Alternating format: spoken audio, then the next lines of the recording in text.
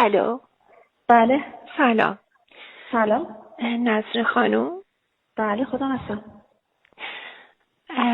عزیزم ببینید، من شماره شما رو توی گوشی دوست پسرم پیدا کردم.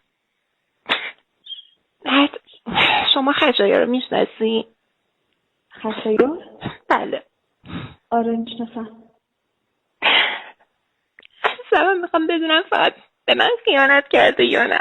نه اصلا خشایار یه دوست من، یه دوست خیلی معمولیه که ما اصلا راجع به ارز دیجیتال و اینا با هم دیگه صحبت می‌کنیم. هیچی کلا ما فقط خشایاری کلا یه بار دیدمش، اونم تو خیابون.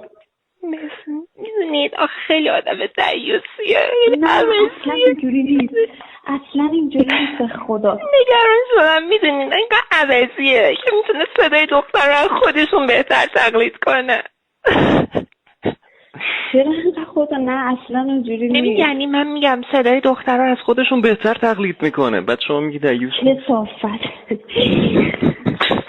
وای چقدر وای باورم آخه